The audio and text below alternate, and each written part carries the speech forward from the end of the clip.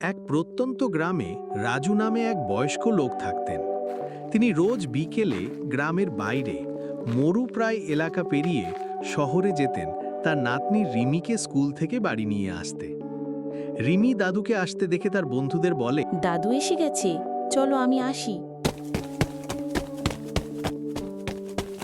কিরে, কোথায় ছিলি? কখন থেকে তোর জন্য অপেক্ষা করছি। ও দাদু, আমি একটু বন্ধুদের সাথে কথা বলছিলাম। ঠিক আছে, চল এগোই আমরা। এই বলে দাদু আর তার নাতনি হাঁটতে হাঁটতে আবারও সেই মরু এলাকায় পৌঁছায়। বেশ অনেকটা পথ পেরিয়ে আসার পর রিমি তার দাদুকে বলে, ও দাদু, আমি আর হাঁটতে পারছি না। রোজ রোজ এই মরুভূমি পেরোতে ভালো লাগে না। কি করব বল, এই পথ দিয়ে না গেলে তোর স্কুল যেতেও দেরি হবে আর বাড়ি ফিরতেও দেরি হয়ে যাবে। দূর, আমি আর স্কুল যাবই না। কিন্তু স্কুল না গেলে লেখাপড়া করবি কি করে?